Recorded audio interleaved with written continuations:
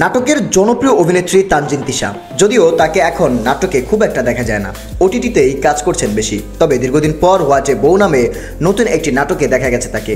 এটি নির্মাণ করছেন সাজ্জাদ হোসাইন বাপ্পি। স্বামী স্ত্রীকে কেন্দ্র করে নির্মিত হয়েছে নাটকটি। এতে তানজিন তিশার স্বামীর ভূমিকায় অভিনয় করছেন খায়রুল বাশার।